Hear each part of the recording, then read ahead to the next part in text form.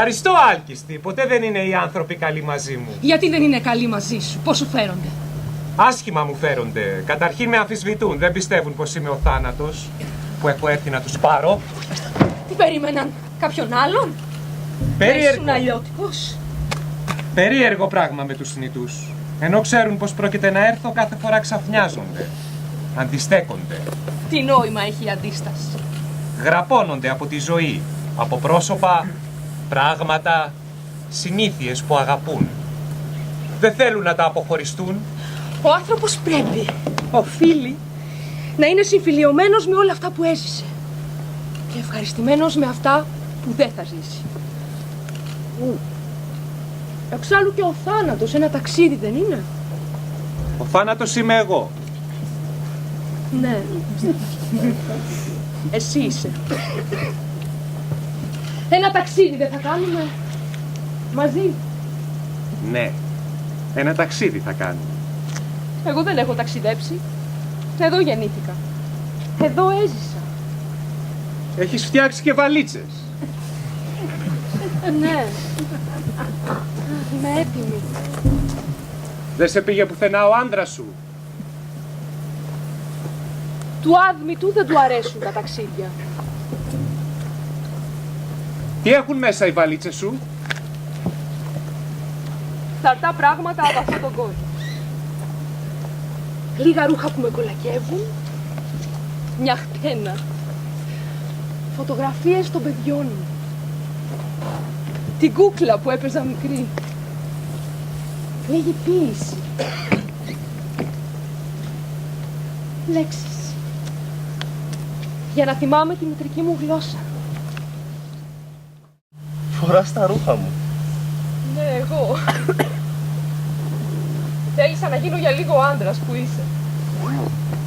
Εξάλλου σύντομα θα πάρω τη θέση σου. Τη θέση μου? Ναι. Δεν θα κατέβω στον κάτω κόσμο εγώ αντί για σένα? Με τα ρούχα μου θα κατέβεις.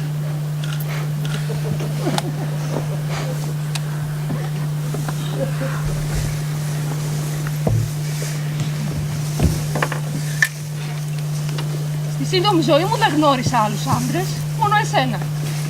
Εσύ ήσουν για μένα όλοι οι άντρες. Είναι όλοι όπως εσύ? Τι? Είναι όλοι οι άντρες όπως εσύ?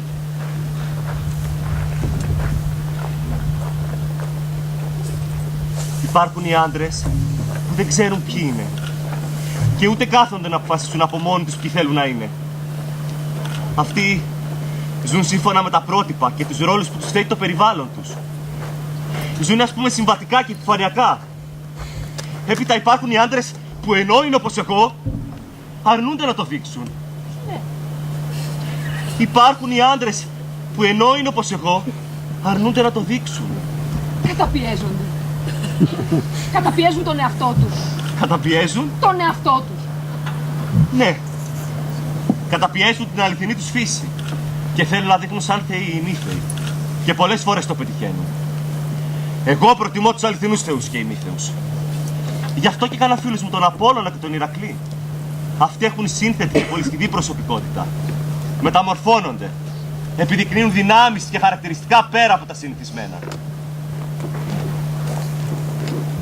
Και τι κακό έχουν άρμητε οι θνητοί άντρες που επιδιώκουν να ξεπεράσουν την ανθρώπινη τους Τι φύση? κακό έχουν οι θνητοί άντρες και? Που επιδιώκουν να ξεπεράσουν την ανθρώπινη τους φύση και να μιμηθούν τους θεούς και τους ημίθεους. Δεν γνωρίζουν ποιο είναι το μέτρο. Δεν πρόκειται για ύβριτο να φέρεσαι σαν θεός ενώ δεν είσαι. Άδμητε, πες μου. Όλοι οι θνητοί άντρες θα το επιθυμούσαν. Όλοι το επιθυμούν.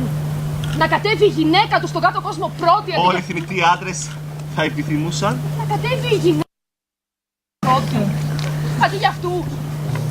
Όχι. Όχι, άλκιστη. Κανένας συνήθως άντρας δεν επιθυμεί κάτι τέτοιο. Αυτό που όλοι θα ήθελαν είναι να τους αγαπάει μια γυναίκα τόσο πολύ ώστε να δεχτεί ακόμη και στον κάτω κόσμο να κατέβει εκείνη αντί για αυτούς. Δεν είναι δειλία κάτι τέτοιο, Άδμητε? Εγωισμός. Πες το πως θες.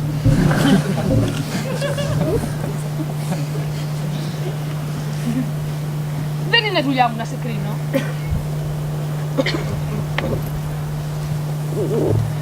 Σε αγαπώ. Σε αγαπώ, σε αγαπώ! Είμαστε αδύναμοι άνθρωποι όταν αγαπιόμαστε και δυνατοί όταν δεν αγαπιόμαστε. Θα μπορούσε κανείς να πει και το άλλο. Πως είμαστε αδύναμοι οι άνθρωποι όταν αγαπάμε και δυνατοί όταν δεν αγαπάμε.